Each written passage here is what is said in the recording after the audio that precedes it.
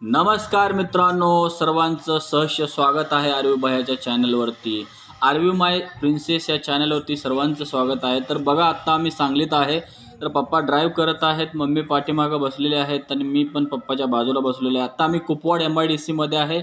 तर तिथून पुढे आता आम्ही डायरेक्टली पूजा करायला गाडी शाळेवरती नेणार आहोत। तर बघा, आम्ही शाळेवरती पोहोचलेलो आहे। तर पप्पा आणि मम्मीने गाडी घेतली म्हणल्यानंतर सर्व शिक्षक जे स्टाफ आहे, तर कर्मचारी वर्ग जो आहे तो सर्वांनी विनंती केली होती की तुम्ही गाडी घेऊन या, आम्ही पूजन वगैरे करणार आहे। तर गाडी घेऊन यायच्या आधीच आवारात येताना त्यांनी फटाक्यांची आतषबाजी उडवलेली होती। त्याच्यानंतर आम्ही गाडी आता लावलेली आहे। तर गाडी लावल्यानंतर बघा, संकेत जो आहे तो गाडीचे हार काढत आहेत, कारण पहिलेच ऑलरेडी 4, 5, 6 हार तिथं प्रत्येकाने पूजा केल्यामुळे होते।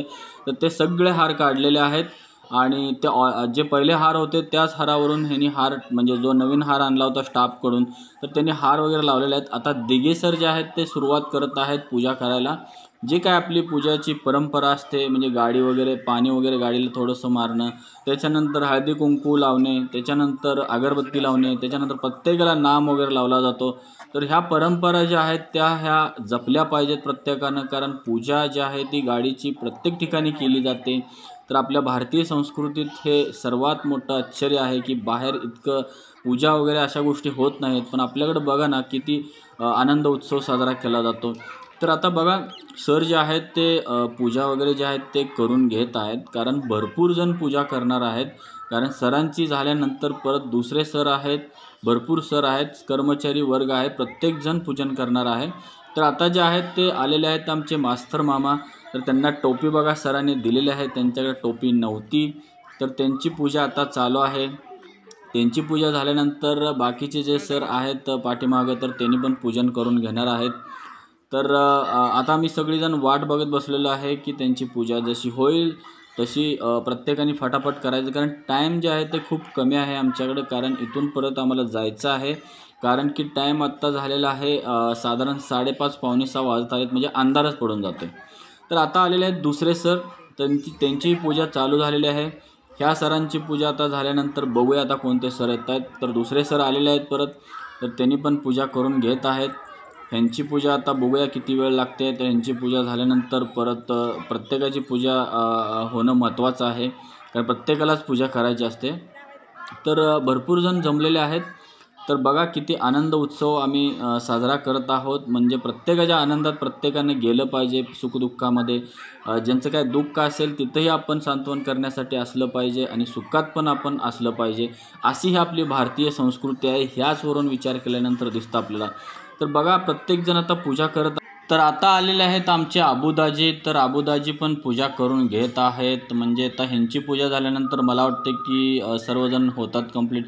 तरी बघा, अजून भरपूर जण आहेत, कारण अजून बरेच जण शेजारी जे राहतात ते सर्वजण येतच होते।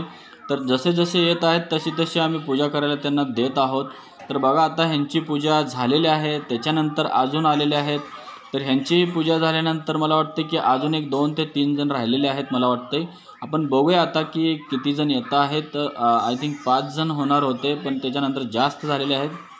तर अशा रीतीने बघा, सर्वजण पूजन करून गेलेले आहेत। तर सर्वांना खुर्च्या वगैरे बसायला दिलेल्या आहेत, सगळे स्टाफ वगैरे सगळे बसवलेले आहेत।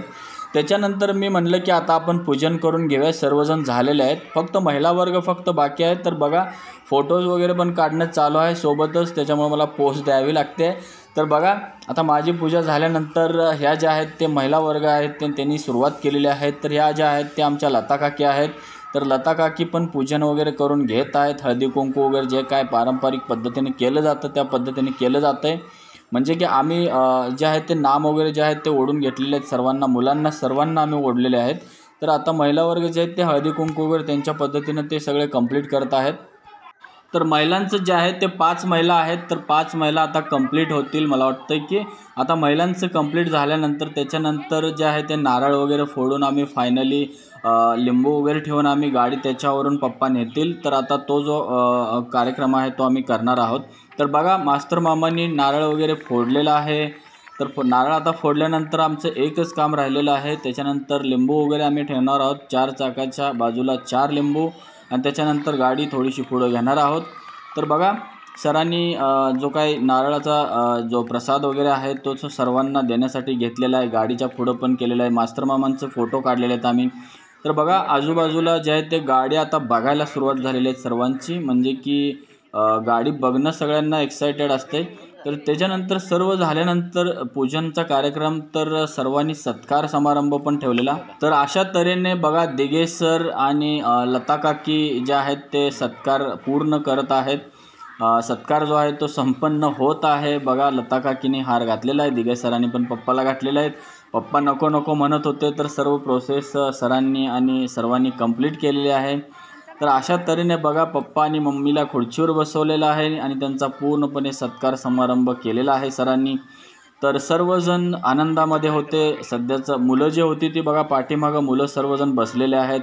तर मुलांचं जे होतं ते एकच होतं की मुलांना एका लाईनीमध्ये आम्ही बसवलेलं आहे, कारण की मुलं गाडीवरती येतात आणि गाडी कशी ओपन करतात किंवा काहीही करतात. ते छोटी मुलं आहेत, त्याच्यामुळे खूप केअरली त्यांना सांभाळावं लागतं. त्याच्यासाठी त्यांना आधीच लाईनीमध्ये बसवलेलं आहे. तर आता बघा प्रत्येकजण जो आहेर वगैरे जे काय आहे ती प्रोसेस करत आहेत. तर तो प्रोसेस झाल्यानंतर आम्हाला पण जायचं आहे, खूप वेळ झालेला.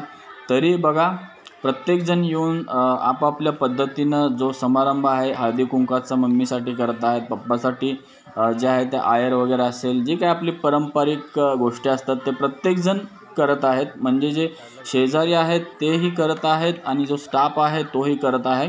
तर बघा आता आम्ही फायनली स्टाफची एक इच्छा होती की सर्वांनी एक फोटो काढूया आपण.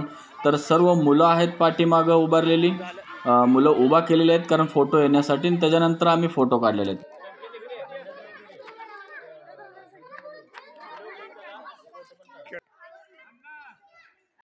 तर आता बघा फायनली संपन्न झालेलं आहे पूर्ण पूजन वगैरे. तर आता प्रत्येकजण आपापला फोटो काढत आहेत. लता काकी आणि मम्मी उभारलेले आहेत, तर फोटो काढत आहेत. आबूदाजी ह्या बाजूला आहेत बघा आमचे, आणि लता काकी आणि मम्मीचे फोटो काढलेले आहेत. संकेत काय लाजत होता त्याच्यामुळे त्यानं फोटो नाही काढले. तर बघा सर पण उभारलेले आहेत, दिघे सर पण आहेत, आबूदाजी आहेत.